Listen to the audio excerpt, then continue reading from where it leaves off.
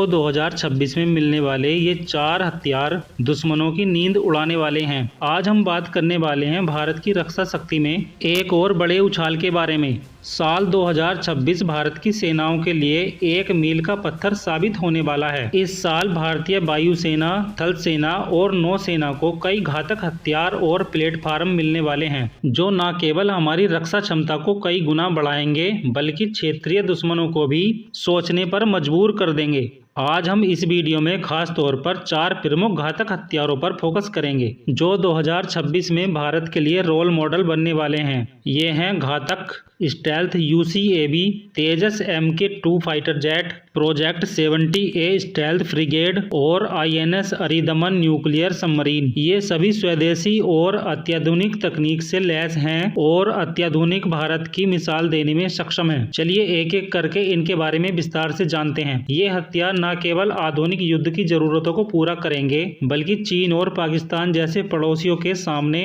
भारत को मजबूत स्थिति में लाकर खड़ा कर देंगे। सबसे पहले बात करते हैं भारत के सबसे महत्वाकांक्षी प्रोजेक्ट में से एक प्रोजेक्ट के बारे में, जिसे DRDO ने डेवलप किया है। Ghatak unmanned combat aerial vehicle UCAV। Ghatak नाम से ही साफ है कि ये कितना खतरनाक है। यह एक स्टेल्थ फाइटिंग विंग डिजाइन वाला ड्रोन है जो दुश्मन के रडार से बचकर गहराई तक हमला करने में सक्षम है। ये 13 टन का UCAV 1.5 टन बोरहेड ले जाने में सक्षम है, जिसमें प्रिसीजन गाइडेड मिसाइल वेपन शामिल है। इसमें स्वदेशी इंजन कावेरी लगा हुआ है, जिसकी 2026 तक सर्टिफाइड होने की उम्मीद है। ये स्टेल्थ टेक्नोलॉजी इंटरनल वेपन एमका के साथ मिलकर काम करेगा। अब बात करते हैं तेजस Mk2। ये 4.5 जनरेशन का स्वदेशी फाइटर जेट है। इसे स्वदेशी कंपनी HAL ने तैयार किया है। Mk2 तेजस Mk1 के बाद इसका अगला कदम है। यह एक मल्टी रोल फाइटर जेट है जो सुपीरियरिटी, ग्राउंड अटैक और मैरीटाइम स्ट्राइक सब कर सकता है। तेजस Mk2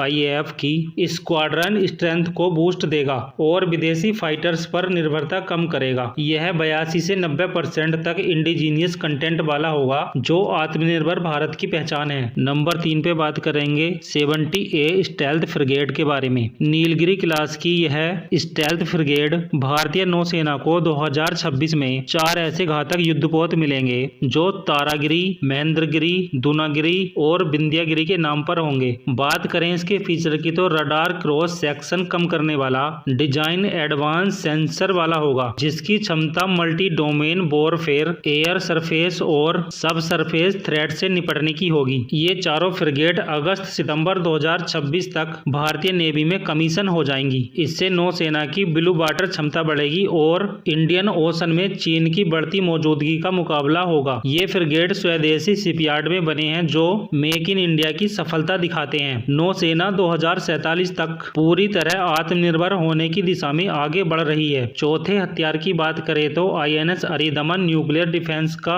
नया युग शुरू करने वाला है। INS अरिदमन भारत की तीसरे nuclear password ballistic missile submarine SSBN-1 में शामिल है। INS अरिदमन K4 या K5 SLBM मिसाइल ले जा सकती है, जो हजारों किलोमीटर दूर टारगेट हिट कर सकती है। INS अरिदमन न्यूक्लियर पावर से अनलिमिटेड रेंज और स्टेल्थ टेक्नोलॉजी से निर्मित है। 2026 में कमीशन होने वाली यह भारत के न्यूक्लियर ट्रायड को मजबूत करेगा और सेकंड स्ट्राइक क्षमता बढ़ाएगा। यह सबमरीन दुश्मन को कहीं भी और कभी भी जवाब देने की गारंटी देती है। दोस्तों 2026 में ये 4 घातक हथियार, घातक UCAV, Tejas Mk2, project 7A फ्रिगेड और INS अरिदमन भारत को जल, थल, नभ तीनों में अजय बनाएंगे। ये न केवल दुश्मनों के दांत खट्टे करेंगे बल्कि भारत को ग्लोबल डिफेंस पावर के रूप में स्थापित करेंगे। आत्मनिर्भर भारत अभियान की बदौलत हम विदेशी हथियारों पर निर्भरता कम कर रहे हैं। अगर आपको यह जानकारी पसंद आई हो तो वीडियो को लाइक करें, शेयर करें, चैनल को सब्सक्राइब करें और कमेंट करके बताएं आपको इनमें से कौन सा हथियार अच्छा लगा। तो दोस्तों मिलते हैं किसी और अपडेट के साथ, तब तक के लिए जय हिंद, वंदे मातरम।